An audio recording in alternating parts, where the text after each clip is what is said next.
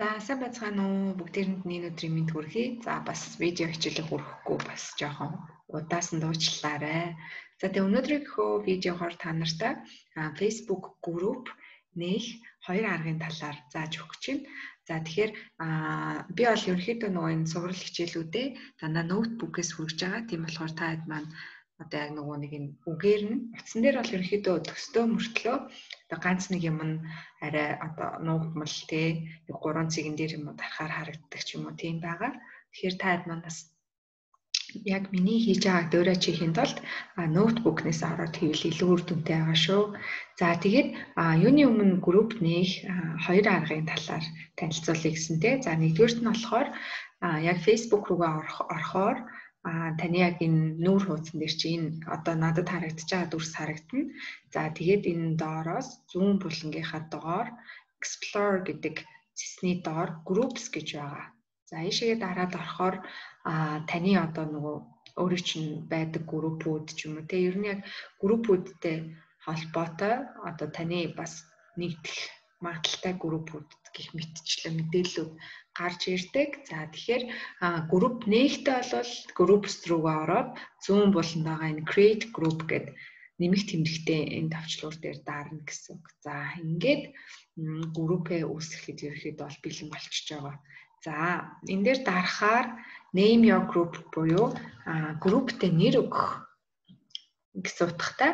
За тэгэхээр групптэй нэр өгөхөөс группээр нээхээсээ өмнө мэдээж групптэй ямар нэр өгөх, ямар зорилгоор нээж байгаа, хэнд зориулж нээж байгаа групп вэ гэдэг бүх юмнуудаа маш тодорхой болгоцсон байх хэрэгтэй. За тэгэхээр яг энэ группийн нэр дээр бас айгүй чухал зүйлсүүд анхаарах зүйлс байдаг.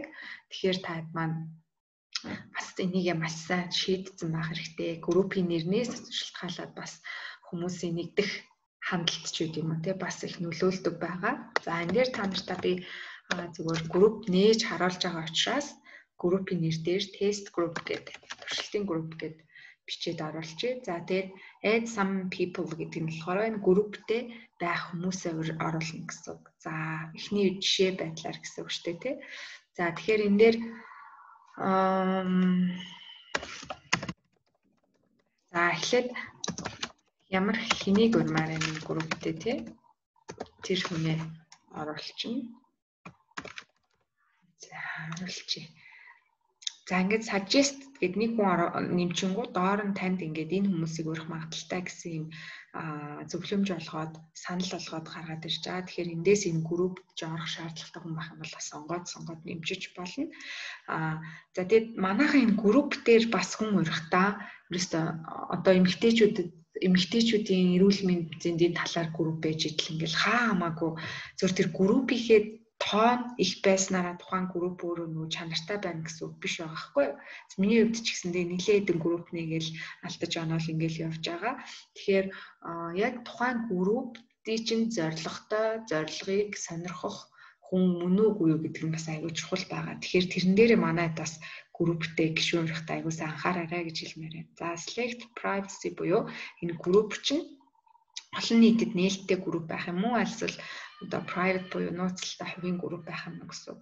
За public гэдэг нь болохоор яаж юм гэхээр бид нар одоо янз бүрийн группт орох гол нэг группийг энэ search хэсэг дээр бичээд хайхаар зарим групп руу орохоор та өөрөө гишүүн биш мөртлөө тухайн групп дотор нийтлсэн мэдээлэл янз бүрийн юмнууд бүгдээрээ харагдчихэйдэг. За хэрвээ тийм public буюу олон нийтэд зориулсан групп бай гэвэл энийг сонгоно. За private буюу тухайн яг групп дотор байгаа гишүүд л тэр мэдээллийг хардаг групп нээя гэх юм бол та хэд маань энэ private гэдгийг сонгоно. За одоо жишээ нь магадгүй яг зорилттой хэдэн хүмүүст зориулсан хичээл сургалт явуулах гэж байгаа. Эсвэл яригдах сэдвүүд нь маш чухал ч юм уу. Тэг яг тухайн групп доторх гишүүдээс бусад гишүүд харах боломжгүй байхаар групп нээх юм бол private гэдгийг сонгоно гэсэн үг. За тэгээ private гэдгийг сонгохоор яаж юм гэхээр энэ дээр дахиад доор нэг сонголт нэмэгдээд гарч ирдэг. Тэр нь юу хэлж ийн гэхээр зарим группүүд бол бүр нууц байдаг. За чи магадгүй маш эмзэг сэдвийн талаар ярилцж байгаа 100 тонны хэдэн хүмүүстэй ч гэдэг юм те.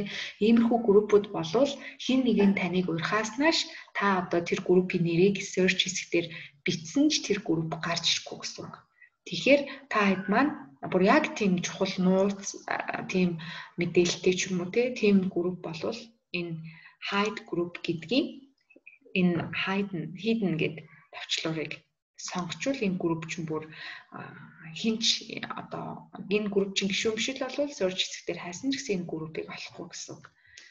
Зөвхөн энэ групп дотороо гишүүд л энийг олно гэсэн үг байна. За энэ pin to shortcuts гэдгийг чек хийчих юм бол түрүүний энэ зүүн доод буланд groups гэд байсан тий. Тэрний хамгийн дээр энэ групп нь гарч ирнэ гэсэн үг байгаа шүү. За олоход амархан гэсэн үг. За тэгэл create гэд арчгаараа яаж юм гэхээр ерөнхийдөө групп маань нэгтчихэж байгаа гэсэн үг. За групп нээхэд бол айгүй амархан байгаа.